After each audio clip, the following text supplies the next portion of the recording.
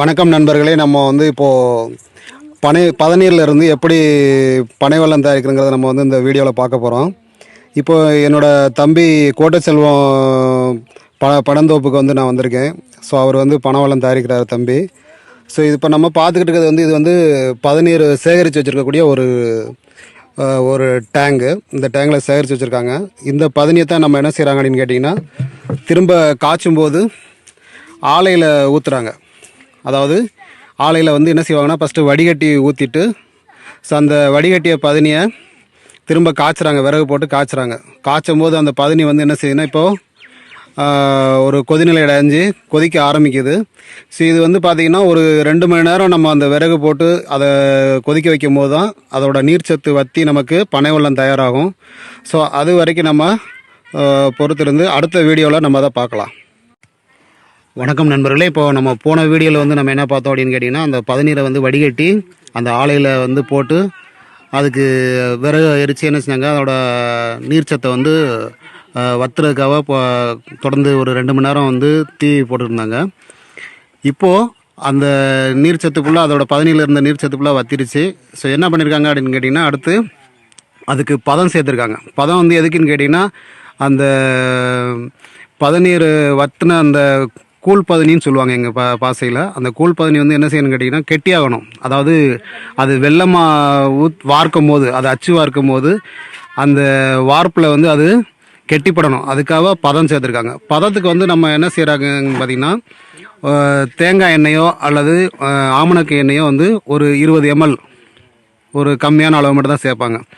இப்போ நம்ம அந்த கரும்பு சர்க்கரையிலேருந்து எடுக்கிற மாதிரி நமக்கு அதில் கழிவு நிறையா இருக்கும். அந்த கழிவுலாம் எடுக்கணுங்கிற அவசியம் இந்த பனை வெல்லத்தில் கிடையாது.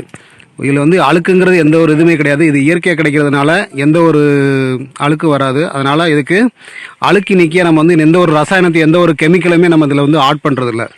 ஸோ இதில் என்ன பண்ணுறோம் அப்படின்னு கேட்டிங்கன்னா, அதை கெட்டிப்படுத்துறதுக்காக தேங்காய் எண்ணெயோ அல்லது ஆமணக்கு எண்ணெயோ ஒரு 20 ml சேர்த்து அதை கெட்டிப்பட வைக்கிறதுக்காக நம்ம ஆட் பண்ணுவோம். ஸோ அதுக்கப்புறம் என்ன செய்வாங்கன்னா, அதை எடுத்து தனியாக ஒரு மண்பானையில் வச்சு அதை கொஞ்சம் நேரம் என்ன செய்வாங்கன்னா, அதை ஒரு ஹோமோஜினியஸ் மிக்சர் அப்படின்னு நம்ம சொல்லுவோம். அந்த ஒரு சீரான கலவைக்காக கொஞ்சம் நேரம் ஒரு பனை மட்டையை வச்சு அதை தழுவுவாங்க. ஸோ அதை தழுவும் போது அது ஒன்று போல் என்ன செய்யும்னா மிக்ஸ் ஆயிரும். மிக்ஸ் ஆனதுக்கப்புறம் தான் அதை நம்ம வார்ப்பாங்க. ஸோ வார்க்கிறத நம்ம அடுத்த வீடியோவில் பார்க்கலாம். வணக்கம் நண்பர்களே. இப்போ நம்ம என்ன பார்த்துக்கிட்டு இருக்கோம் அப்படின்னு கேட்டிங்கன்னா, ஸோ அந்த நம்ம வடிகட்டி ஆலையில் காய்ச்சி அந்த பதனி கூழ் பதனி ஸ்டேஜுக்கு வந்துச்சு. அப்புறம் நம்ம அதுக்கு பதம் போட்டிருந்தாங்க. ஸோ பதத்துக்கு என்ன போட்டிருந்தாங்கன்னு கேட்டு சொன்னீங்கன்னா, தேங்காய் எண்ணெயோ அல்லது ஆமணக்கு எண்ணெயோ சொன்னேன் நான்.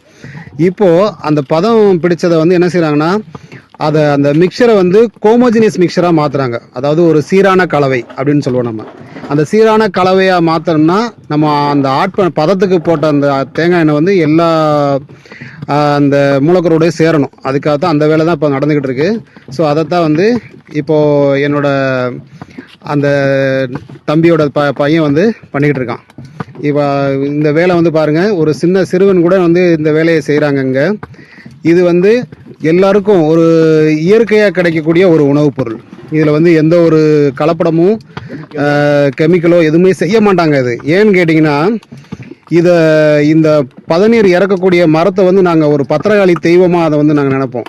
ஸோ அதனால் அந்த தெய்வத்தோட அருள் கூட தான் எங்களுக்கு கிடைச்ச பதனி. ஸோ அதில் கலப்படம் செய்கிறாங்க அப்படின்னு கேட்டிங்கன்னா, அது பணத்தின் மேல் உள்ள ஆசையாக இருக்கலாம். ஆனால் எங்களுக்கு அந்த ஆசை எங்கள் மக்களுக்கு கிடையாது. ஸோ இது சுத்தமாக தயாரிக்கக்கூடிய பதநீர்லேருந்து தயாரிக்கக்கூடிய பனை வெல்லம் ஆகும். ஸோ இதை எப்படி அச்சில் வார்க்குங்கிறத அடுத்த வீடியோவில் நம்ம பார்க்கலாம். வணக்கம் நண்பர்களே. இப்போ நம்ம அந்த கூழ் பதனியை என்ன செஞ்சாங்க, அதில் பதம் சேர்த்தாங்க. பதம் சேர்த்து அதை ஒரு மிக்சிங் பண்ணாங்க. ஸோ அந்த மிக்சிங் பண்ண அந்த கூழ் பதனியை இப்போ என்ன செய்கிறாங்கன்னா, நம்ம தேங்காயிலிருந்து கிடைக்கக்கூடிய அந்த தேங்காய் சிரட்டையில் அதை அச்சு வார்க்குறாங்க. ஸோ இதுதான் இப்போ கருப்பட்டி தயாரிக்கக்கூடிய முறை இன்னைக்கு முடிய போகுது. இதில் இந்த அச்சு வார்த்துட்டு அதை ஒரு குறிப்பிட்ட நேரம் அதை என்ன செய்வாங்கன்னா, அது கெட்டிப்படக்கூடிய டைம் கொடுப்பாங்க. ஸோ அது இது கெட்டி ஆயிடுச்சு அப்படின்னா அதுக்கப்புறம் என்ன செய்வாங்கன்னா, அதை தலையில் கவுர்த்தி ஸோ அந்த கருப்பட்டியை வந்து சிரட்டையிலேருந்து பிரித்து எடுத்துருவாங்க. ஸோ பிரித்து எடுத்து அவ்வளோதான் முடிஞ்சு. இந்த பனை வெல்ல தயாரிப்பு முறை வந்து அதோட முடிய போகுது. ஸோ இப்போ இதை வந்து ஒரு கூலிங் டைம் சொல்லுவோம் நம்ம. அந்த கூலிங் டைம் முடிஞ்சதுக்கப்புறம் தான் வந்து இதை நமக்கு அதுலேருந்து பிரித்து எடுப்பாங்க. ஸோ நம்ம அதை பிரித்து எடுக்கிறத அடுத்த வீடியோவில் நம்ம தெளிவாக பார்க்கலாம். ஒரு வீடியோ எடுத்துக்கலாம்.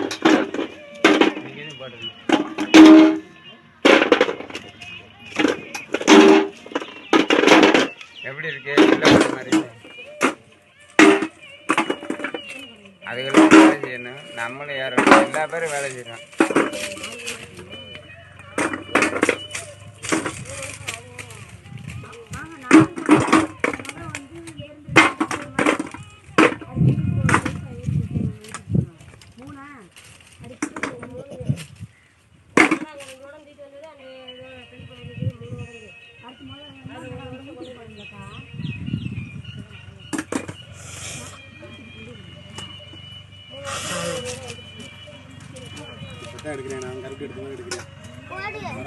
தட்டாப்புல நல்லா ஏறான்,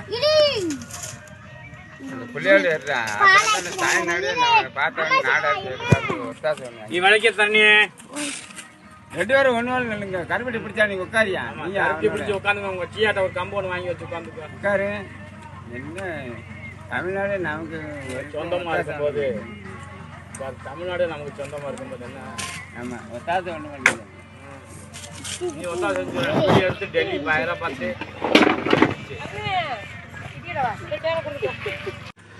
வணக்கம் நண்பர்களே. இப்போது நம்ம பனை வெல்ல தயாரிப்போட கடைசி நிலைக்கு வந்தாச்சு.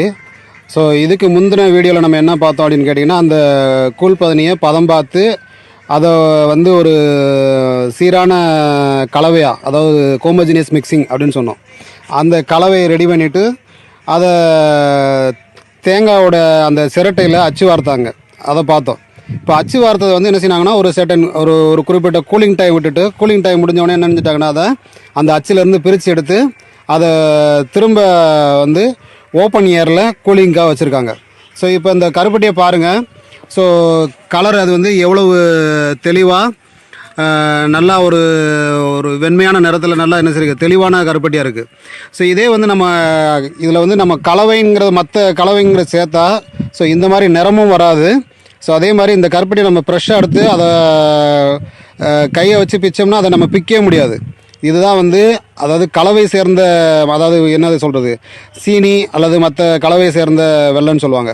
ஆனால் இந்த வெல்லை வந்து எந்த ஒரு கலப்படம் இல்லாமல் தயாரிக்கப்படுறதுனால அது நம்ம கையில் எடுத்து அப்படியே பிச்சோம்னா மாவாட்டம் அப்படியே வரும். ஸோ இதான் வந்து சுத்தமான பனை வெல்லம். ஸோ இந்த பனை வெல்லத்தை வந்து சேர்க்கறதுனால நம்ம உடலுக்கு எந்த ஒரு தீங்கும் வராது. இதனால் நமக்கு இரும்பு சத்தும் சுண்ணாம்பு சத்து, அதாவது கால்சியம் அதிகமாக எனக்கு வந்து இதில் நமக்கு கிடைக்கும். ஸோ இதை வந்து நம்ம என்ன உணவுப் பொருள் செஞ்சு சாப்பிட்டாலும் ஈஸியாக நமக்கு செரிமானம் ஆகும். எந்த ஒரு தொந்தரவும்